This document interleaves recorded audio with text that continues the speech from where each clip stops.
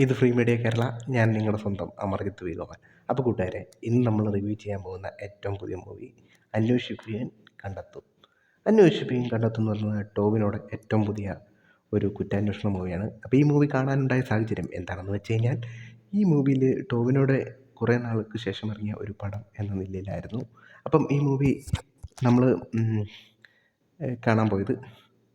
ആദ്യം തന്നെ ഈ മൂവിയുടെ ടെക്നിക്കൽ സൈഡിലേക്ക് തന്നെ നമുക്ക് കടക്കാം. ടെക്നിക്കൽ സൈഡ് പറയാനാണെങ്കിൽ, ഇത് ഡയറക്റ്റ് ചെയ്തിരിക്കുന്നത് ഡാർവിൻ കുര്യാക്കോസാണ്.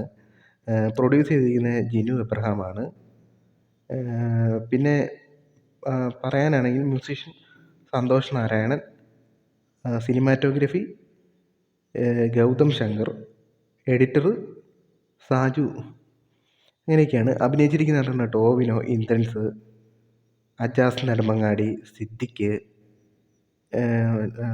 ഷമ്മി തിലകൻ, വിനീത് തട്ടത്തിൽ. ഇനി നമുക്ക് സിനിമയുടെ പോസിറ്റീവ് സൈഡിലോട്ട് തന്നെ ആദ്യം കിടക്കാം. പോസിറ്റീവ് സൈഡ് എന്ന് പറഞ്ഞു കഴിഞ്ഞാൽ, ഈ സിനിമ ഒരു ടിപ്പിക്കൽ കുറ്റാന്വേഷണ കഥയാണ്. നല്ല അത് പഴയ കാലഘട്ടമാണ് കാണിച്ചിരിക്കുന്നത്. അത് നല്ല രീതിയിൽ എടുത്തു വച്ചിട്ടുണ്ട്.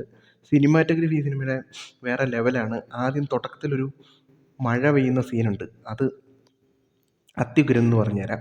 നല്ലൊരു തിയേറ്ററിൽ പോയി കണ്ടിരുന്ന നമ്മുടെ ചുറ്റും മഴ പെയ്യുന്നതായിട്ട് ഫീൽ ചെയ്യും. അതെനിക്ക് ഏറ്റവും കൂടുതൽ ഇഷ്ടപ്പെട്ടത്. പിന്നെ പറയാനാണെങ്കിൽ ആ ഒരു കളർ ഗ്രേഡിങ് ഈ സിനിമയുടെ വളരെ അടിപൊളിയായിരുന്നു. നല്ല രീതിയിലുണ്ടായിരുന്നു. ഗ്രേഡിങ് എന്ന് പറഞ്ഞാൽ നല്ല വൃത്തിയായിട്ട് ഗ്രേഡ് ചെയ്ത് വെച്ചിട്ടുണ്ട്. പിന്നെ പറയാനാണെങ്കിൽ ഇതിൻ്റെ സ്ക്രിപ്റ്റ് നല്ലൊരു ടിപ്പിക്കൽ സ്ക്രിപ്റ്റാണ്. ഒരു ടിപ്പിക്കൽ കുറ്റാന്വേഷണ സ്ക്രിപ്റ്റാണ്. അത് നല്ല രീതിയിൽ ചെയ്തു വെച്ചിട്ടുണ്ട്.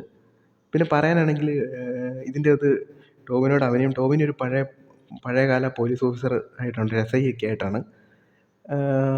അത് നല്ല രീതിയിൽ ചെയ്തിട്ടുണ്ട്. അതുപോലെ തന്നെ കുറേ പണ്ടൊക്കെ നടന്ന പല വിഷയങ്ങളുമായിട്ട് ഈ സിനിമയ്ക്കൊരു സാദൃശ്യതയോടെയൊക്കെ എനിക്ക് തോന്നി. അതൊക്കെ നല്ല ഉഗ്രനായിരുന്നു. പല കാര്യങ്ങളും പല വിഭാഗത്തിൽപ്പെട്ടവരും അതാത് മതങ്ങളുടെ പേരിലും ഒക്കെ ഉണ്ടാകുന്ന ഒരു ടിപ്പിക്കൽ കോൺട്രവേഴ്സി കാര്യങ്ങളൊക്കെ ഈ സിനിമയിൽ കൊണ്ടുവരാൻ സംവിധായകൻ ശ്രമിച്ചിട്ടുണ്ട്. അത് വിജയിച്ചിട്ടുണ്ടെന്ന് തന്നെ പറയാം. പിന്നെ ഇന്ദ്രൻസിൻ്റെ ഒരു പോലീസ് ഓഫീസറായിട്ടായിരുന്നു. പിന്നെ അജാസ് നെടുമങ്ങാടി, പുള്ളി അടിപൊളിയായിരുന്നു, ഒന്നും പറയാനില്ലായിരുന്നു.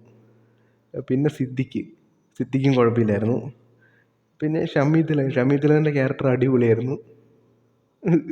പിന്നെ വിനീത് തട്ടത്തിൽ, പുള്ളിയും കൊള്ളായിരുന്നു. ഇനി പറയാനാണെങ്കിൽ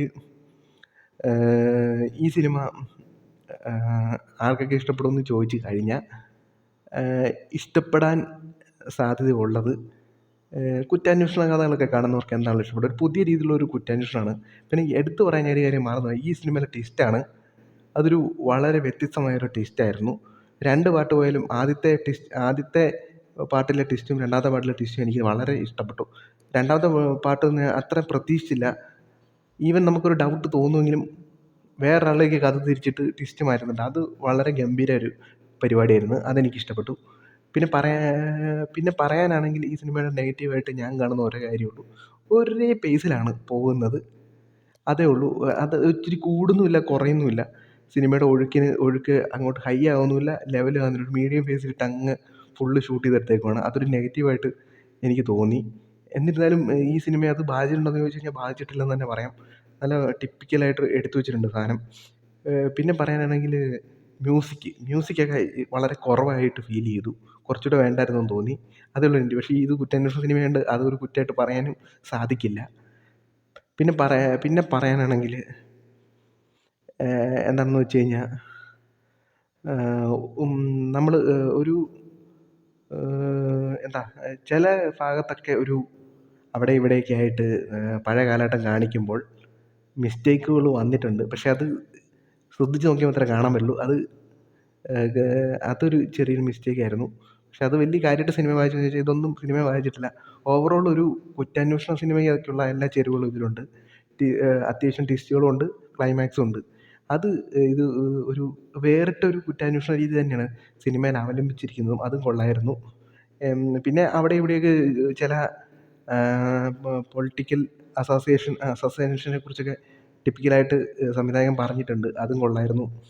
എന്തായാലും ഓവറോൾ നോക്കുകയാണെങ്കിൽ ഇത് ആരൊക്കെ കാണണമെന്ന് ചോദിച്ചു കഴിഞ്ഞാൽ, നിങ്ങൾക്ക് നല്ല കുറ്റാന്വേഷണ കഥ കാണണം, അത് ഇഷ്ടമാണ് എന്നുള്ളവർക്ക് ധൈര്യമായിട്ട് ടിക്കറ്റ് എടുക്കാം.